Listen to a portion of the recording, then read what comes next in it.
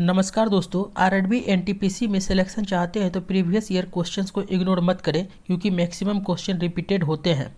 आप देख रहे हैं एमआर स्टडी पॉइंट, जहां आपको मिलती है एग्जाम ओरिएंटेड तैयारी। हमने स्टार्ट किया है RRB NTPC previous year question series, जिसमें हर क्वेश्चन के साथ मिलेगा उसका डिटेल एक्सप्लेनेशन। इस वीडियो में हम आरआरबी एनटीपीसी 2021 के पूछे गए प्रश्न को देखेंगे जो सीबीटी 1 के शिफ्ट 1 और 2 में पूछे गए थे। तो चलिए स्टार्ट करते हैं आज के इस सेशन को। इस वीडियो में हम ह्यूमन बॉडी के 5वें टॉपिक यानी कि तंत्रिका तंत्र मतलब नर्वस सिस्टम से आए हुए प्रश्न को देखेंगे।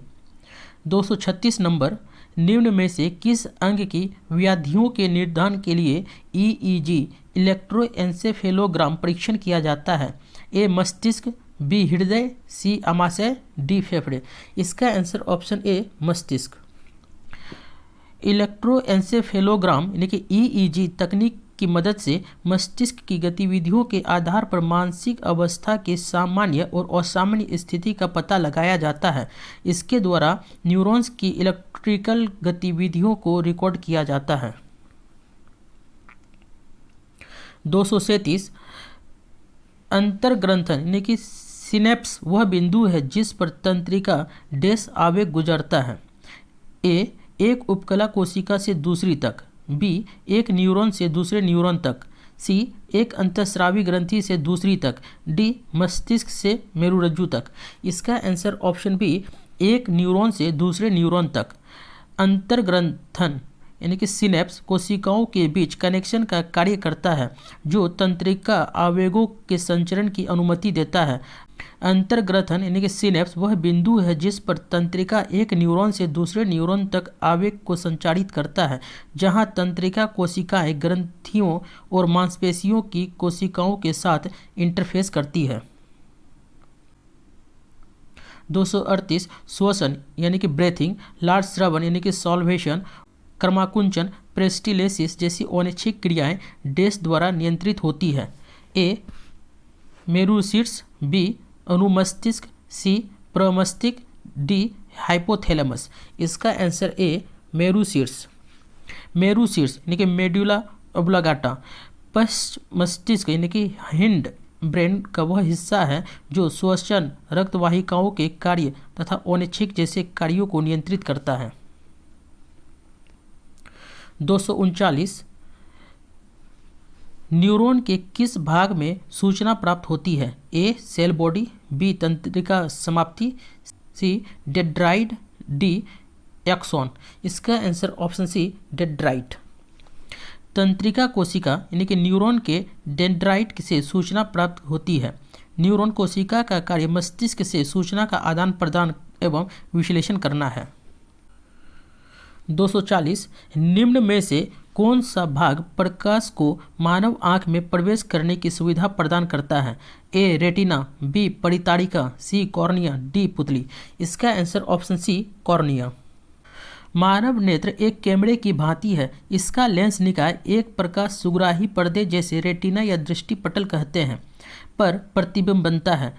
मानव आंख में प्रकाश के प्रवेश करने की सुविधा प्रदान करने वाले भाग को कॉर्निया कहा जाता है। कॉर्निया से ही प्रकाश एक पतली झिल्ली से होकर नेत्र में प्रवेश करता है।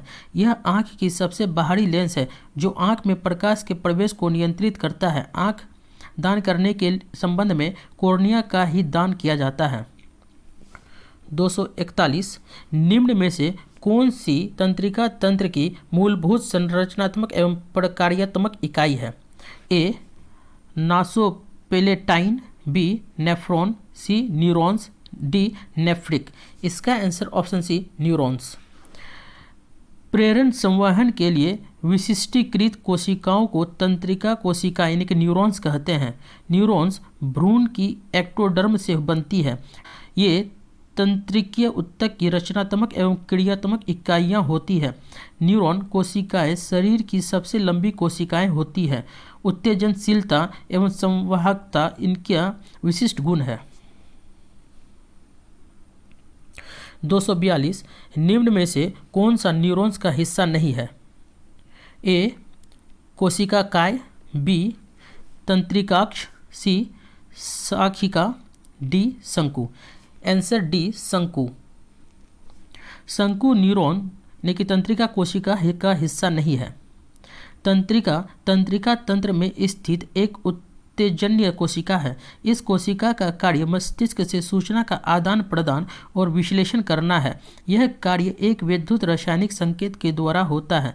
तंत्रिका कोशिका कई तरह की विशिष्ट तंत्रिका होती है, जैसे सेंसरी तंत्रिका कोशिका, अंतर तंत्रिका कोशिका, गतिजनक तंत्रिका कोशिका होते हैं। तंत्रिका कोशिका का विकृत होना अल्जाइमर्स जैसे बीमारी का कारण होती है। कोशिका काय, तंत्रिकाक्ष, शाखिका आदि न्यूरॉन के मुख्य भाग होते हैं। 243 पोन्स मानव के किस अंग का भाग है? ए गुर्दा, बी अधिवृक्क ग्रंथि, सी मस्तिष्क, डी हृदय। इसका आंसर ऑप्शन सी मस्तिष्क। पोन्स मानव के मस्तिष्क का भाग है। यह पोन्स ब्रेन के या अनुमस्तिष्क के दोनों भागों को आपस में जोड़ता है। 244 निम्नलिखित में से कौन सा मानव आंख का एक हिस्सा नहीं है? ए पुतली, बी कर्णावृत, सी कॉर्निया, डी पक्षमाभी मांसपेशियां। इसका आंसर ऑप्शन बी कर्णावृत। मानव नेत्र के भाग नेत्रोद, पुतली, तंत्रिका, कच्छाप द्रव, स्वच्छ मंडल, परिताड़िका, दृष्टिपटल, क्रिस्टलीय लेंस, पक्षभामी मांसपेशियां आदि। मानव नेत्र के कॉर्निया भाग को दान किया जाता है। कर्णावृत कान का हिस्सा होता है। 245 निम्नलिखित में से क्या तंत्रिका तंतुओं से बना होता है जो प्रतिवर्ती क्रियाओं के बीच मध्यस्थता करता है और आवेगों को मस्तिष्क तक और मस्तिष्क के विभिन्न भागों तक पहुंचाता है? ए मांसपेशियां, बी रिबकेज, सी हृदय, डी मेरुरज्जु। इसका आंसर ऑप्शन डी मेरुरज्जु। मेडुला ऑब्लोंगेटा का पिछला भाग मेरुरज्जु बनाता है। मेरुरज्जु तंत्रिका तंतुओं से बना होता है। मेरुरज्जु का धूसर पदार्थ तंत्रिका कोशिकाओं, उनके डेंड्रॉन्स और न्यूरोग्लिया प्रवर्धों का, जबकि श्वेत पदार्थ मेड्यूलेटेड तंत्रिका तंतुओं और न्यूरोग्लिया प्रवर्धों का बना होता है। मेरुरज्जु प्रतिवर्ती क्रियाओं का नियंत्रण एवं समन्वय करती है तथा मस्तिष्क से आने जाने वाले उद्दीपनों का संवहन करती है। 246 न्यूरॉन्स की शाखा जैसी संरचना को डैश कहा जाता है? ए एंड बल्ब, बी अक्षतंतु, सी शाखिका, डी कोशिका। इसका आंसर ऑप्शन सी शाखिका। न्यूरॉन्स तंत्रिका कोशिकाएं होती है जिनमें एक कोशिका शरीर होता है जिसे सोमा कहा जाता है। इन तंत्रिका कोशिकाओं में दो महत्वपूर्ण और विशिष्ट घटक होते हैं जिन्हें अक्षतंतु और डेंड्राइट या शाखिका कहा जाता है। डेंड्राइट न्यूरॉन्स की छोटी शाखा जैसी संरचनाएं होती है जो अन्य न्यूरॉन्स में अक्षतंतु टर्मिनी या अन्य तंत्रिका कोशिकाओं से प्राप्त विद्युत रासायनिक आवेगों को न्यूरॉन्स के सेल बॉडी या सोमा तक पहुंचाते हैं। 247 मानव शरीर में कितनी मेरु तंत्रिकाएं यानी कि स्पाइनल नर्वस होती है? ए 31 जोड़ी, बी 30 जोड़ी, सी 33 जोड़ी, डी 32 जोड़ी। इसका आंसर ऑप्शन ए 31 जोड़ी। मानव शरीर का वह तंत्र जो सोचने, समझने तथा किसी चीज को याद रखने के साथ ही विभिन्न अंगों के कार्यों में सामंजस्य तथा संतुलन स्थापित करने का कार्य करता है, तंत्रिका तंत्र कहलाता है। परिधीय तंत्रिका तंत्र मस्तिष्क तथा मेरुरज्जु से निकलने वाली तंत्रिकाओं का बना होता है। मस्तिष्क से निकलने वाली सभी कपालीय तंत्रिकाएं यानी कि क्रेनिकल नर्वस तथा मेरुरज्जु से निकलने वाली सभी तंत्रिकाएं मेरु तंत्रिकाएं यानी कि स्पाइनल नर्वस कहलाती है। मनुष्य में 12 जोड़ी कपाल तंत्रिकाएं एवं 31 जोड़ी मेरु तंत्रिकाएं होती हैं। 248 मनुष्य में ताप नियमन यानी कि थर्मो रेगुलेशन को डैश द्वारा नियंत्रित किया जाता है? ए हृदय, बी हाइपोथैलेमस, सी दिल या हृदय, डी फेफड़े। इसका answer option B hypothalamus. Hypothalamus ग्रंथि यानी कि हाइपोथैलेमस ग्लैंड मस्तिष्क का एक भाग है। इस ग्रंथि द्वारा प्यूटरी ग्रंथि का श्रवण का नियंत्रण किया जाता है जिससे भूख, प्यास, ताप, गुस्सा, खुशी, संभोग आदि क्रियाओं का नियंत्रण किया जाता है। 249 मानव मस्तिष्क का कौन सा हिस्सा बुद्धि, स्मृति और भावनाओं का केंद्र होता है? A hypothalamus, B cerebrum, C carpus, D mid brain.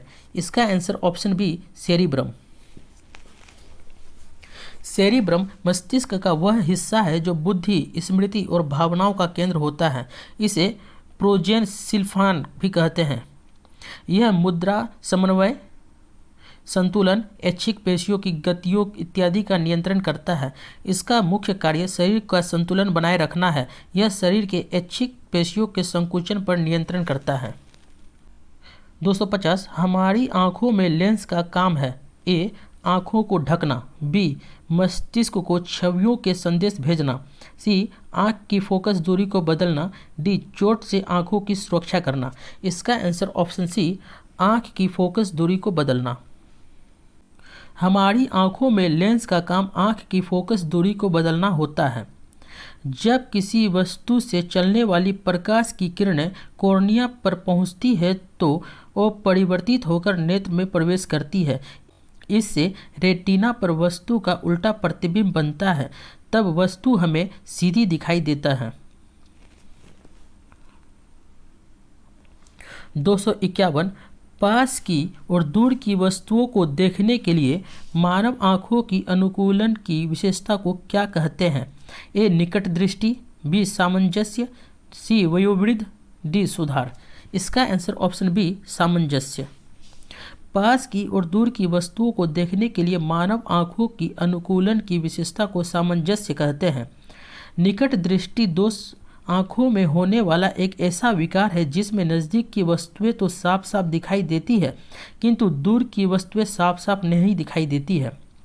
आँखों में यह दोष उत्पन्न हो जाने पर प्रकाश की समांतर किरणपुंज आँख द्वारा अपवर्तन के बाद रेटिना के पहले ही प्रतिबिंब बना देता है।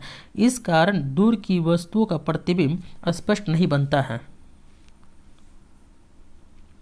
252 सामान्य आँख के लिए स्पष्ट दृष्टि की न्यूनतम दूरी है। ए 15 सेंटीमीटर, बी 20 सेंटीमीटर, सी 25 सेंटीमीटर, डी 30 सेंटीमीटर। इसका आंसर ऑप्शन सी 25 सेंटीमीटर। सामान्य आँख के लिए स्पष्ट दृष्टि की न्यूनतम दूरी 25 सेंटीमीटर होती है। आँख का वह गुण जिसके कारण आँख का लेंस उसकी फोकस दूरी परिवर्तित करने में समर्थ होता है आँख की समंजन क्षमता कहलाता है। 253 जब कोई व्यक्ति केवल नज़दीक होने वाली वस्तुओं को ही देख पाते हैं तो इस स्थिति को डैश कहा जाता है। ए दूरदृष्टि दोष, बी दृष्टि वैषम्य, सी निकट दृष्टि दोष, डी दृष्टिपटल विकृति। इसका आंसर ऑप्शन सी निकट दृष्टि दोष। जब कोई व्यक्ति केवल नज़दीक होने वाली वस्तुओं को देख पाए तो इस स्थिति को निकट दृष्टि दोष कहा जाता है। इसका कारण वस्तु का प्रतिबिंब रेटिना पर न बनकर रेटिना के आगे बन जाता है। इसके निवारण के लिए उपयुक्त फोकस दूरी के अवतल लेंस का प्रयोग किया जाता है। 254 नेत्र गोलक को नियंत्रित करने के लिए कितनी मांसपेशियों का इस्तेमाल किया जाता है? ए 5, बी 4, सी 6, डी 7। इसका आंसर ऑप्शन सी 6। नेत्र गोलक को नियंत्रित करने के लिए 6 पेशियों का इस्तेमाल किया जाता है। इसमें 4 सीधी और 2 तिरछी पेशियां होती है। सीधी पेशियों में medial rectus, lateral rectus, superior rectus, inferior rectus होते हैं। तिरछी पेशियों में सुपीरियर ऑब्लिक पेशी, इन्फीरियर ऑब्लिक पेशी होते हैं। 255 मानव मस्तिष्क का वजन कितना होता है? ए शरीर के कुल वजन का लगभग 2%, बी शरीर के कुल वजन का लगभग 8%, सी शरीर के कुल वजन का लगभग 12%, डी शरीर के कुल वजन का लगभग 15%। इसका आंसर ऑप्शन ए शरीर के कुल वजन का लगभग 2%। मानव मस्तिष्क तंत्रिका कोशिकाओं का एक समूह होता है जो सिर के क्रेनियम नामक हड्डी में बंद होता है। इसमें कोशिकाओं की संख्या लगभग स्थिर रहती है। मानव मस्तिष्क का वजन उसके शरीर के कुल वजन का लगभग 2%, लगभग 1400 ग्राम होता है। 256 निम्नलिखित में से कौन सा सत्य है? ए, रेटिना पर बनने वाला प्रतिबिंब उल्टा होता है। बी, रेटिना पर बनने वाला प्रतिबिंब मूल छवि से दोगुना होता है। सी, रेटिना पर बनने वाला प्रतिबिंब का आकार वस्तु के समान होता है। डी, रेटिना पर निर्मित प्रतिबिंब अर्धव होता है। इसका आंसर ऑप्शन ए, रेटिना पर बनने वाला प्रतिबिंब उल्टा होता है। रेटिना पर बनने वाला प्रतिबिंब उल्टा होता है एवं वास्तविक बनता है। प्रतिबिंब बनने का संदेश दृष्टि तंत्रिकाओं द्वारा मस्तिष्क तक पहुंचता है और वहां उसे वस्तु की शक्ल के रूप में समझा जाता है जो रेटिना पर उल्टे रूप में पड़ती है। इस तरह हमें वस्तु उल्टी नहीं बल्कि सीधी दिखाई देती है। 257 मानव शरीर की सबसे बड़ी हड्डी कौन सी है? ए, जान्हवस्थी। बी, उरोस्थी। सी, टिबिया। डी, जांघ की हड्डी। इसका आंसर ऑप्शन डी, जांघ की हड्डी। मानव शरीर में सबसे बड़ी हड्डी फीमर जो जांघ में पाई जाती है, जबकि सबसे छोटी हड्डी स्टेपिज होती है जो कि कान में पाई जाती है। शरीर का सबसे कठोर भाग दांत का दंतवल्क यानी कि एनामेल होता है। तो दोस्तों ये था आज का टॉपिक। अगर आपको समझ आया हो तथा हेल्पफुल लगा हो तो एक लाइक ज़रूर करिएगा। आपका एक लाइक हमें अच्छा कंटेंट बनाने के लिए मोटिवेट करता है। अगर आप नए हैं चैनल पर तो MR स्टडी पॉइंट को सब्सक्राइब करिए और बेल आइकन दबाना ना भूलिए ताकि अगली वीडियो का नोटिफिकेशन तुरंत मिल जाए। अगर कोई डाउट हो तो आप नीचे कमेंट बॉक्स में कमेंट कर सकते हैं। धन्यवाद।